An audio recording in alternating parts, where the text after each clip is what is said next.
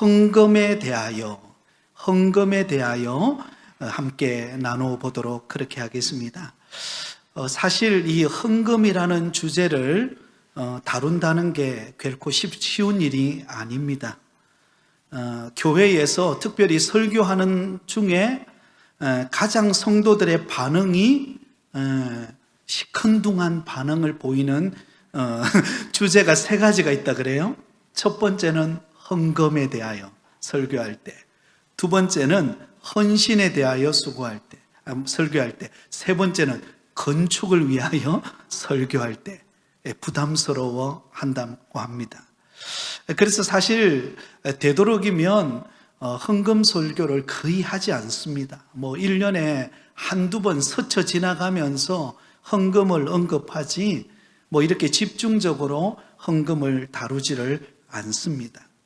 그럼에도 불구하고 우리가 이 헌금에 대한 기본 진리를 명확하게 해야 될 이유가 있는 것은, 여러분 성경에 보면은요, 너무나 놀랍게도 거의 한 2000구절 이상이 바로 이 돈과 관련된, 헌금과 관련된 이야기가 기록되어 있기 때문입니다. 그래서 굉장히 부담스럽지만, 그러나 우리가 이 헌금에 대한 주제를 우리가 잘 마음속에 새겨 놓으면 저와 여러분에게 큰 도움이 되고 또 풍성한 은혜를 나누는 시간이 될 줄 믿습니다. 오늘 이 시간에는 성경이 말하는 헌금의 원리가 무엇인가를 좀 다뤄보도록 그렇게 하겠습니다. 자, 먼저 우리가 헌금을 다루기 전에 서론적인 측면에서 우리가 믿는 하나님이 어떤 분인가를 우리 마음속에 이렇게 새겨놓는 게 중요합니다. 특별히 헌금과 관련된 문제를 다룰 때 하나님이 어떤 분이신가를 우리 마음속에 먼저 새기고 이 내용을 다루는 게 중요해요. 자, 3가지를 말씀을 드릴게요. 그 서론에 관한 이야기를 요약한 이야기인데요. 첫 번째는 옆에 적어 놓으세요. 하나님은 만복의 근원이 되시는 분이시다라는 것입니다. 하나님은 어떤 분이시라고요? 만복의 근원이 되시는 분이시다. 여러분, 우리가 믿고 섬기는 하나님은 어떤 분이신가? 만복의 근원이 되시는 분이십니다. 시냇가에 심은 나무가 시절을 쫓아 잎사귀가 나고 그리고 아름다운 풍성한 열매를 맺는 이유가 무엇일까요? 그 나무는 어디 곁에 있기 때문이죠? 샘 곁에 있기 때문입니다. 시냇가 옆에 그 나무가 있기 때문에 시절을 쫓아서 풍성한 열매를 맺게 되는 것입니다. 그러므로 여러분, 우리가 인생에 풍성한 인생의 꽃이 피고 열매를 맺으려면 만복의 근원 되시는 하나님으로부터 복을 받아야 하는 것입니다. 여러분 믿으십니까? 네. 만복의 근원 되시는 하나님이 우리에게 복을 주시는 분이십니다. 그래서 여러분, 우리가 찬송가 1장을 딱 펼치면 제일 먼저 제목이 뭐죠? 만복의 근원 하나님. 우리 같이 한번 불러볼까요? 만복의 근원 하나님, 온 백성 찬송 드리고 저 천사여 찬송하세. 찬송 성부 성자 성령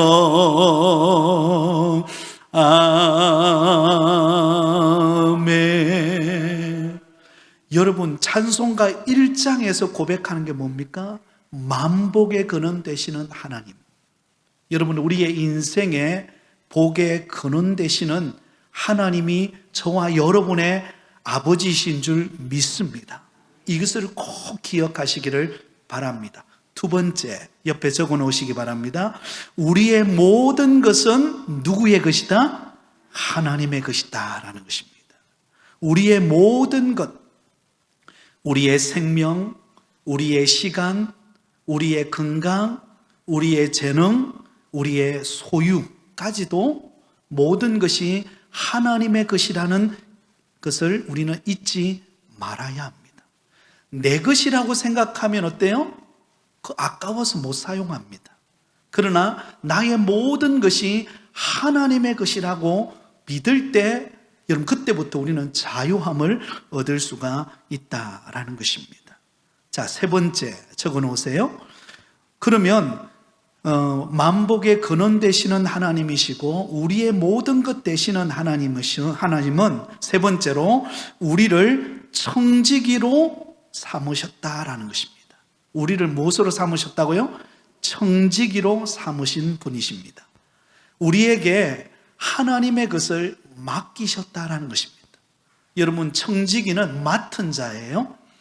주인의 것을 내가 맡아서 관리하고 사용하는 사람을 일컬어서 청지기라 그렇게 말을 합니다.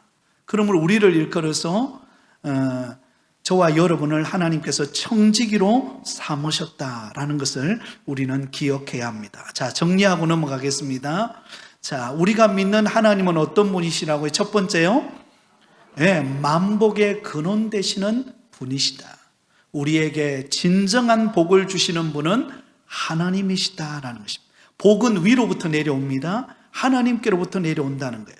자, 두 번째, 우리가 가진 모든 것은 누구의 것이다고요?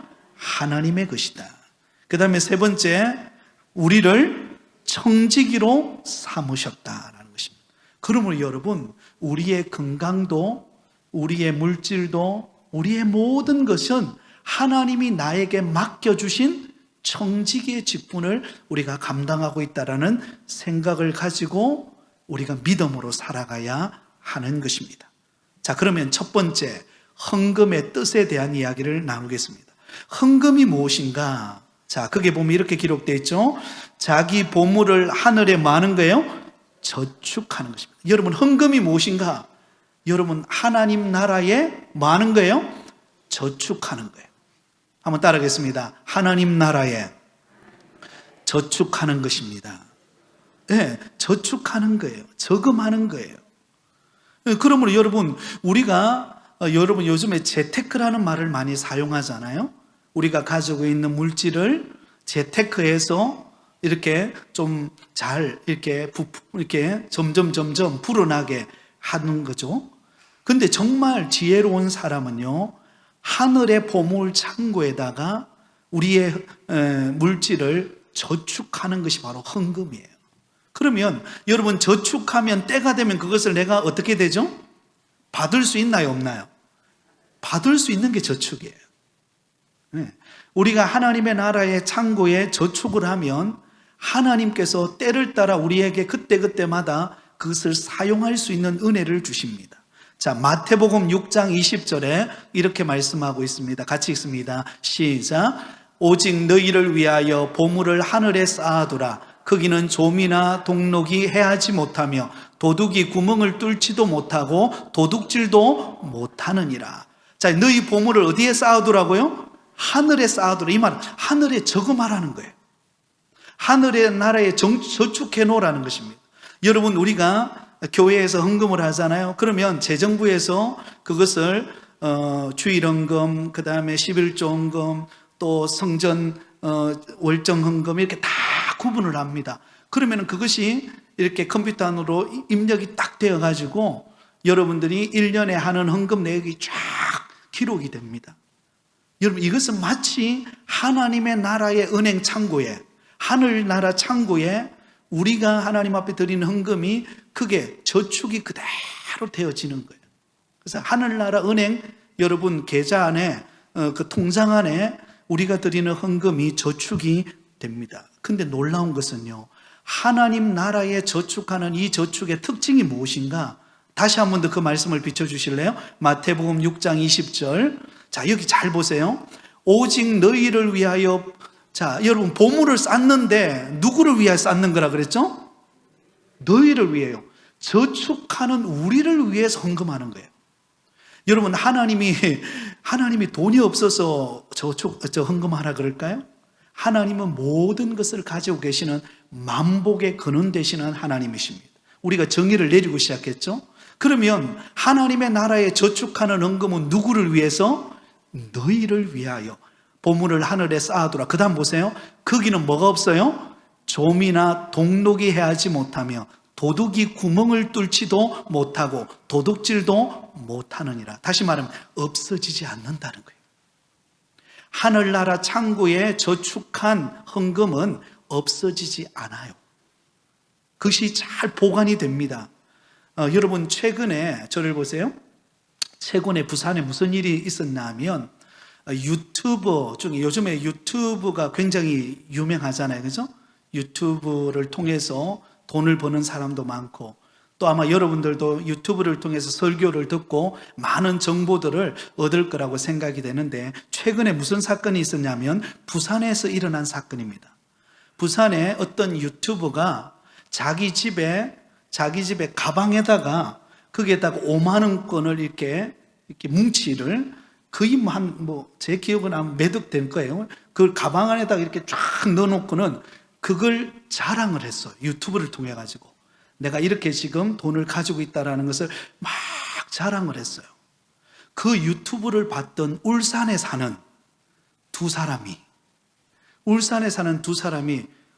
저거 훔쳐야 되겠다. 그리고는 울산에서부터 승용차를 타고 그 추적해가지고 그 주소지를 찾아왔어요.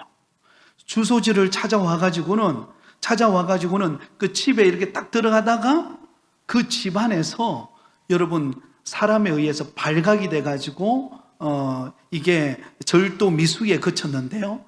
그 주소를 알아오긴 했는데 제대로 못 알아온 거예요. 예, 그 유튜버가 있는 집이 아니고 바로 그 옆집에 문을 뚫고 들어가려고 하다가 그 옆집에 사람이 있어가지고 소리를 쳐서 결국은 여러분 그 두 사람이 잡혔어요. 저는 그 유튜브를 보면서 이렇게 뉴스를 보면서 정말 이 땅에 있는 게 이게 여러분 언제 이게 사라질지 모르는 그런 거구나라는 생각을 하게 되었습니다. 여러분 유튜브가 자기 그 돈가방을 자랑할 때는 얼마나 자신감이 있었겠어요? 근데 그 일이 하필이면 자기 옆집에서 그게 일어날 줄 어떻게 알았겠습니까? 그게 옆집이 아니라 본인 집이었다면, 그죠? 그것도 유튜버가 없는 사이에 일이 벌어졌다면 어떤 일이 발생했겠습니까? 그죠? 그러나 여러분, 우리가 헌금을 통하여 하늘나라에 쌓는 그 저축은요, 사라지지 않아요. 그리고 하나님은 반드시 우리에게 주십니다. 왜? 너희를 위하여 보물을 하늘에 쌓아놓으라. 그것은 너희를 위하여 결국은 뭐 하겠다는 거죠? 사용하겠다라는 것을 전제하고 있는 것입니다. 그러면 여러분 헌금은 하나님께 드리는 거지만 결국은 누구를 위하여 오는 거죠? 나를 위하여 오는 거라는 것을 잊지 마시기 바랍니다. 두 번째 헌금의 뜻입니다. 하나님께로부터 받은 것을 누구에게 드린 거예요? 하나님께 드리는 것입니다. 마태복음 22장 21절에 이렇게 기록하고 있습니다. 같이 읽습니다. 시작.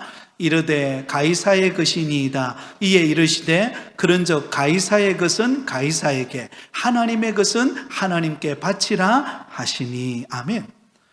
여러분 동전을 가지고 가이사라의 그림이 그려져 있는 것을 가져와 가지고는 이게 누구 겁니까? 라고 물었죠. 그죠? 그때 하나님이 지혜롭게 대답해요. 가이사의 것은 가이사에게, 하나님의 것은 하나님에게. 여러분 우리가 드리는 헌금은 하나님께로부터 받은 것을 하나님께 드리는 거예요. 이게 헌금입니다. 세 번째, 받은 은혜에 대한 뭐죠? 감사의 표시입니다. 감사의 표시에다가 동그라미를 치시기 바랍니다. 예, 여러분 헌금은요 하나님이 내게 주신 은혜에 대한 감사의 표현이에요. 하나님 감사합니다.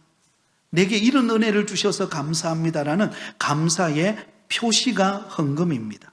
신명기 16장 15절에서 17절을 보면 이렇게 기록되어 있습니다. 내 하나님 여호와께서 택하신 곳에서 너는 이레 동안 내 하나님 여호와 앞에서 절기를 지키고 내 하나님 여호와께서 내 모든 소출과 내 손으로 행한 모든 일에 복을 주실 것이니 너는 온전히 즐거워할지니라. 그 다음 같이 읽습니다. 시작. 너희의 가운데 모든 남자는 1년에 3번 곧 무교절과 칠칠절과 초막절에 내 하나님 여호와께서 택하신 곳에서 여호와를 배웁되 빈손으로 여호와를 배웁지 말고. 왜 빈손으로 배웁지 말라 그럴까요? 그동안 살아가고 있는 우리의 삶이 하나님의 은혜잖아요. 그 하나님의 은혜에 대한 감사의 표현이 헌금이기 때문에 작든 적든 그 액수를 따지지 않아요. 그러나 하나님 앞에 감사의 표시로 드리는 것이 헌금이기 때문에 내게 주신 은혜를 깨닫는다면 하나님 앞에 헌금을 드리는 것이 얼마나 귀한 일인가를 말하고 있는 것입니다. 네 번째, 하나님을 기쁘시게 하는 신앙의 척도이기 때문입니다. 하나님을 기쁘시게 하는 신앙의 척도예요. 자, 고린도전서 9장 17절이 아니고 13절입니다. 고린도후서 9장 13절에 이렇게 기록되어 있습니다. 우리 같이 읽겠습니다. 시작. 이 직무로 증거를 삼아 너희가 그리스도의 복음을 진실히 믿고 복종하는 것과 그들과 모든 사람을 섬기는 너희의 후한 연보로 말미암아 하나님께 영광을 돌리고. 우리가 드리는 하나님 앞에 드리는 연보, 이 헌금을 통하여 하나님을 기쁘시게 한다라는 것입니다. 그러므로 그 사람의 신앙의 척도는 헌금 생활을 보면 알 수가 있습니다. 그래서 교회의 중직자를 뽑을 때 그냥 뽑지 않죠, 그죠? 반드시 점검하는 게 있어요. 가장 기본적인 것은 뭘까요? 주일 성수죠, 그죠? 예, 주일날 하나님 앞에 성도로서 마땅히 주일 성수를 잘 거룩하게 지키고 하나님을 예배하는가, 이게 기본이죠, 그죠? 예. 그 다음에 점검하는 게 뭔가 하면 바로 헌금 생활입니다. 왜? 이 헌금 생활은 하나님을 기쁘시게 하는 신앙의 척도이기 때문에 그래요. 그래서 여러분, 그 사람이 얼마나 많은 액수를 헌금했느냐, 그거 보는 거 아니에요.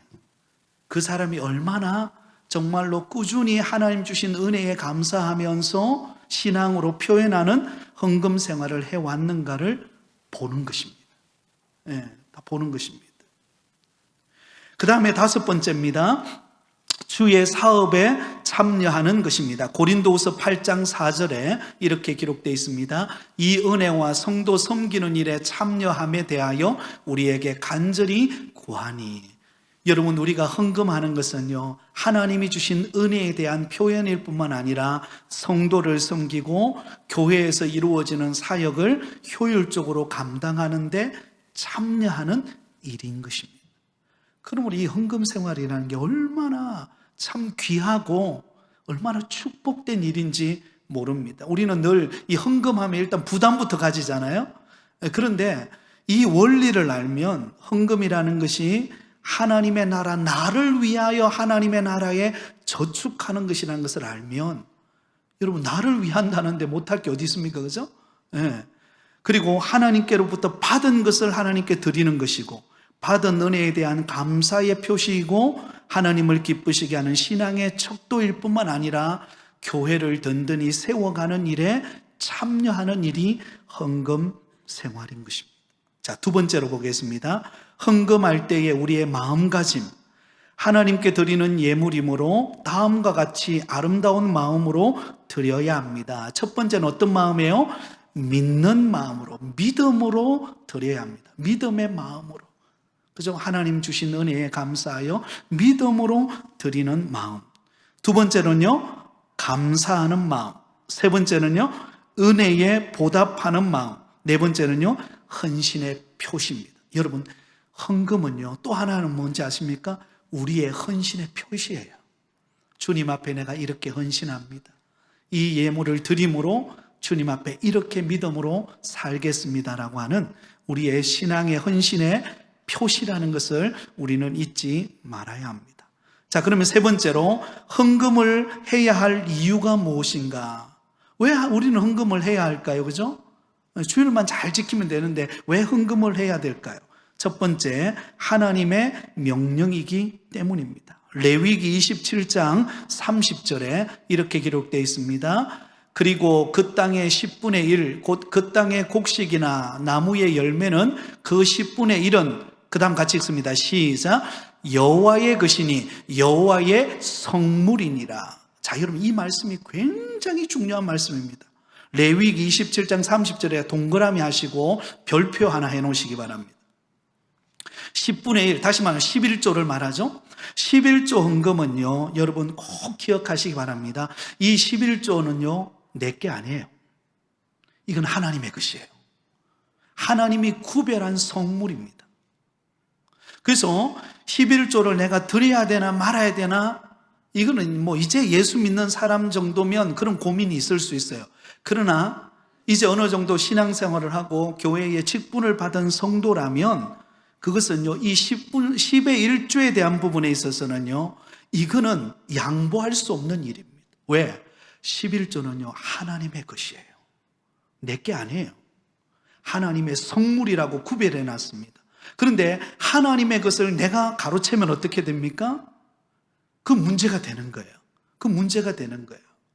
그러므로 여러분, 11조 하는 것은 하나님의 명령입니다. 아주 엄중한 명령이에요.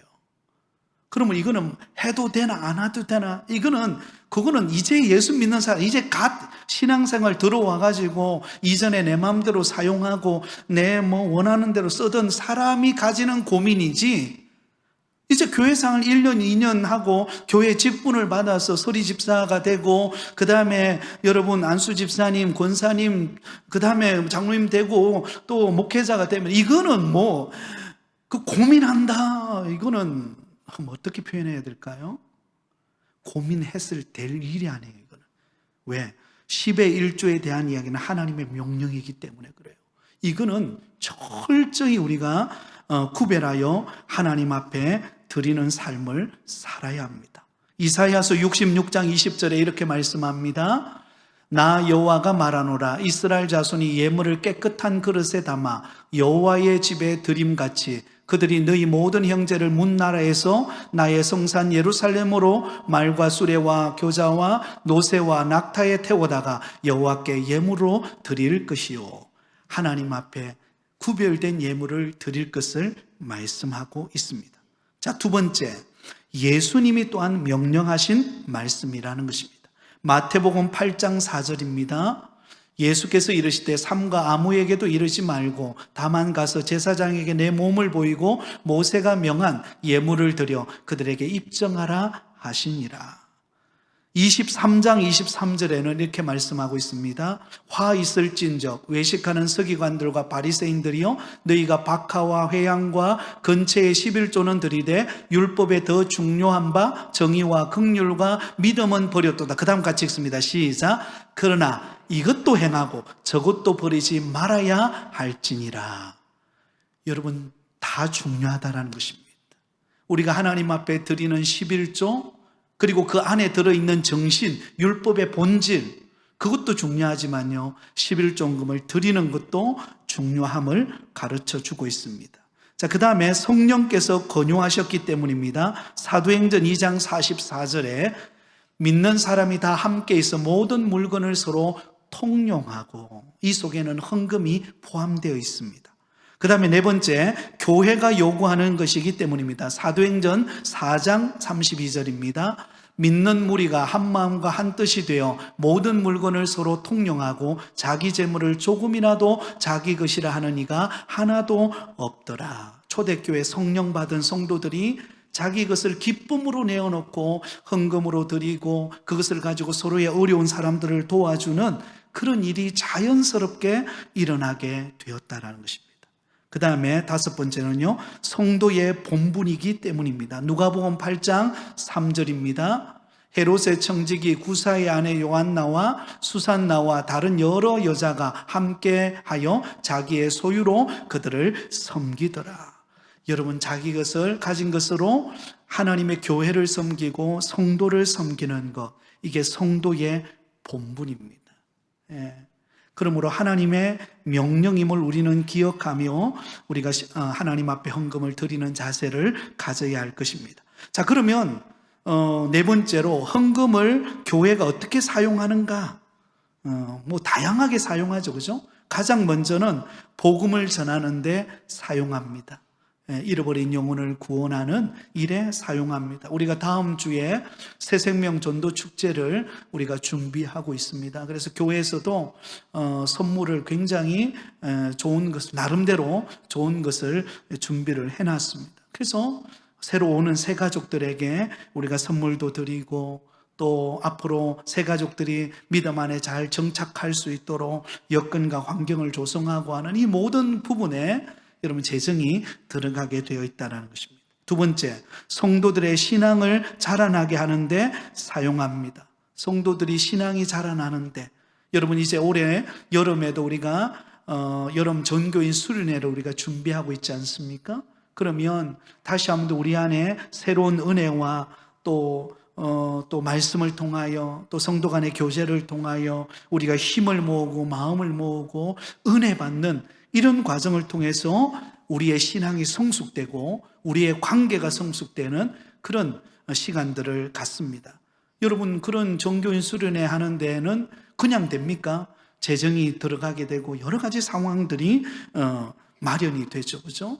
이번에 감사한 것은 또 정교인 수련회를 위하여 또 귀한 분이 또 이렇게 또 목적 헌금으로 드려주신 거 너무 감사하죠. 그런 귀한 섬김이 있다라는 것입니다. 세 번째, 교회 교육에 사용합니다. 우리 다음 세대, 특별히 다음 세대 교육부서, 우리 유치부, 유초등부, 중고등부, 청년부, 우리 다음 세대를 세워가는 일을 위하여서 우리가 물질을 사용하고 이 아이들이 믿음의 신앙 안에서 잘 자라가도록 우리가 양육하는 일에 여러분 물심양면으로 우리가 돕고 섬기는 것이 교회가 해야 할 일입니다.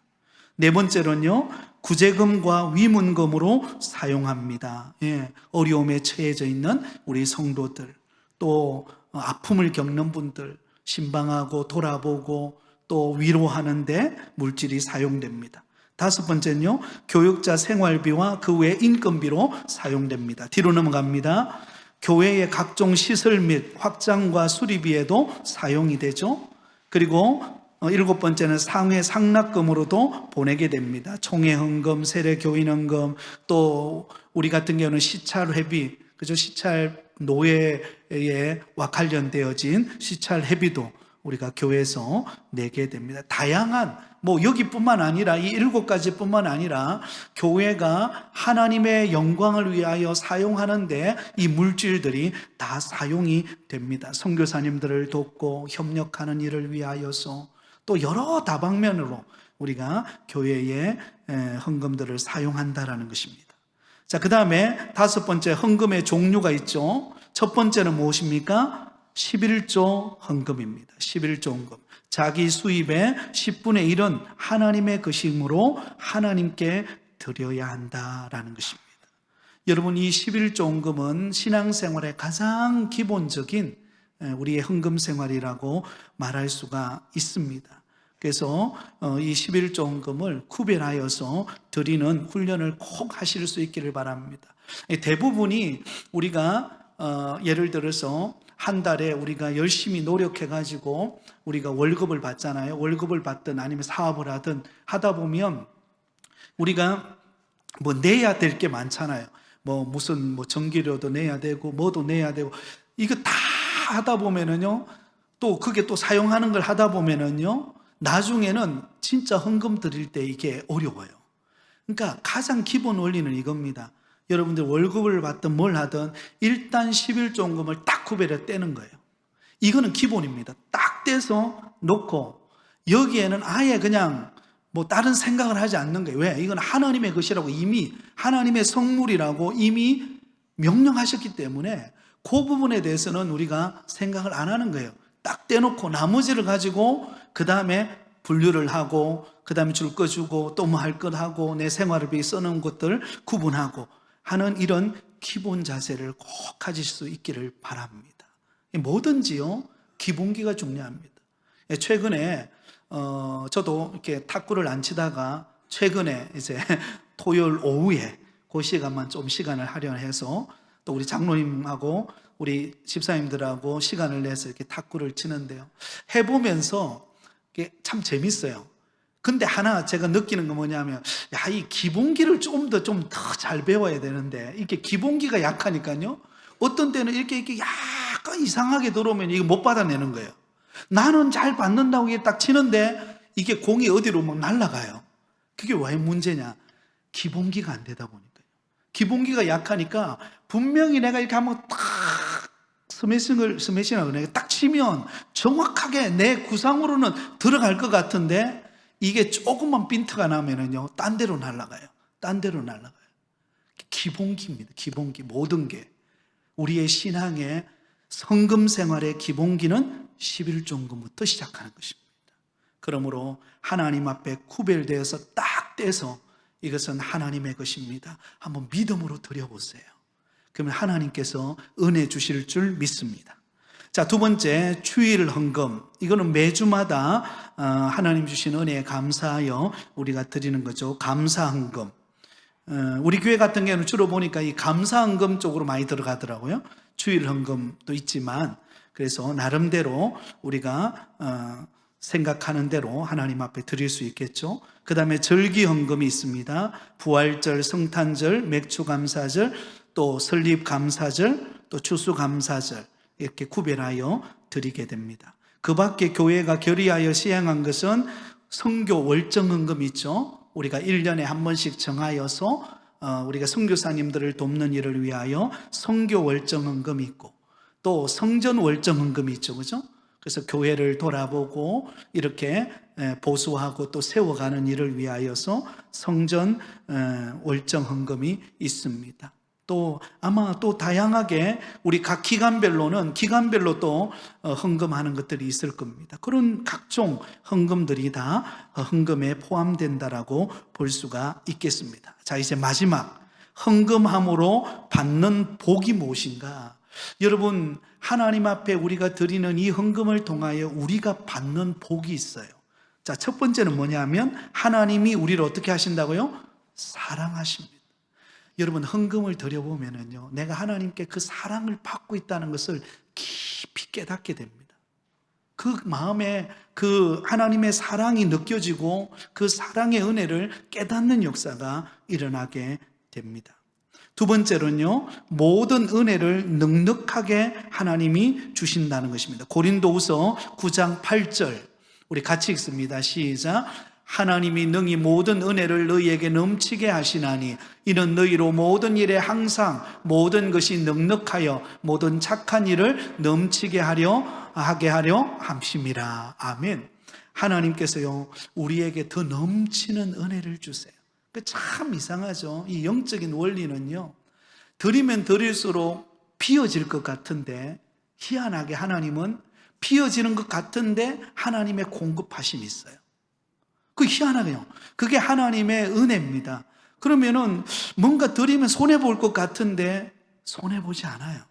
하나님은 반드시 더 넉넉함으로 채워주시는 은혜가 있다는 것입니다. 때로는 내 자녀들에게 그런 복을 주시고, 때로는 내 기업에 그런 복을 주시고, 또 내 전혀 예상하지 못했던 일에서 하나님이 채워주시는 것을 볼 수가 있다는 것입니다. 그러므로 하나님이 우리에게 넉넉한 은혜를 주신다는 것을 꼭 잊지 않기를 바랍니다. 그 다음에 세 번째, 많이 거두게 하십니다. 고린도후서 9장 6절 같이 읽습니다. 시작. 이것이 곧 적게 심는 자는 적게 거두고 많이 심는 자는 많이 거둔다 하는 말이로다. 예, 왜 그럴까요? 이게 원리가 있어요. 아까 처음에 이야기했죠. 우리가 하나님 앞에 헌금하는 것은 하나님의 나라에 많은 거라 그랬죠? 저축하는 거라 그랬잖아요. 저축. 근데 그 저축하는 것은 누구를 위하여? 나를 위하여. 그렇기 때문에요, 내가 하나님의 나라에 많이 저축하면 하나님이 내게 많은 것을 줄 수밖에 없어요. 왜? 그게 원리니까요. 원리는 변하지 않아요. 하나님 앞에 심은 것대로 하나님이 우리에게 거두게 하시는 은혜를 베풀어 주신다라는 것입니다. 그 다음에 네 번째, 하늘 문을 열고 복을 넘치게 부어주시도록 역사하십니다. 말라기서 3장 10절 우리 같이 읽겠습니다. 시작. 만군의 여호와가 이르노라. 너희의 온전한 11조를 창고에 들여 나의 집에 양식이 있게 하고 그것으로 나를 시험하여 내가 하늘 문을 열고 너희에게 복을 쌓을 곳이 없도록 붙지 아니하냐 보라. 아니하나 보라. 여러분, 참 하나님은 다른 거 시험하라고 말하지 않아요. 딱 한 가지 우리에게 시험해 보라는 게 있어요. 그게 뭡니까? 11조헌금이에요. 11조헌금을 드리는 것을 통해서 하나님을 한번 시험해 보세요. 하나님이 어떻게 우리에게 채워주시는가를 보게 될 것입니다. 그래서 절대로 손해보는 일 아닙니다. 하나님 앞에 드리면 하나님은 하늘 문을 열어서 우리에게 복을 넘치도록 채워주시는 은혜가 있을 줄 믿습니다. 마지막 다섯 번째, 창고를 가득 채워주십니다. 잠언 3장 9절 10절 우리 마지막으로 같이 읽고 마치도록 하겠습니다. 시작. 내 재물과 내 소산물의 처음 익은 열매로 여호와를 공경하라. 그리하면 내 창고가 가득히 차고 내 포도즙 틀에 새 포도즙이 넘치리라. 아멘. 할렐루야. 참 이 부담스러운 설교를 마쳤어. 너무 홀가분해요. 이거 하기 전에는 이거 어떻게 해야 되나 참 고민이 많았거든요. 그런데 여러분, 우리가 딱 두 가지만 기억하면 좋겠어요. 첫 번째는요, 우리가 드리는 헌금은 나를 위하여 하나님의 나라에 저축하는 것이다. 한번 따라하겠습니다. 나를 위하여 하나님의 나라에 저축하는 것이다. 그 다음에 두 번째는요, 반드시 하나님이 우리에게 가득 채워주신다. 따라하겠습니다. 반드시 하나님은 나에게 가득 채워주신다. 이거 믿으시기 바랍니다. 그러므로 우리의 헌금 생활이 부담이 아니라, 여러분, 헌금은 형편을 따라 드리면 돼요. 안 되는데 그 억지로 드리기 어렵잖아요. 그건 안 되잖아요. 그죠? 우리의 형편을 따라서 하나님이 때를 따라 내게 주신 은혜를 따라서 그때 형편을 따라서 하나님 앞에 정말 중심을 다하여 드리시면 하나님께서 시간이 지날수록 넘치는 은혜와 복으로 채우시는 역사가 있을 줄 믿습니다. 기도하겠습니다.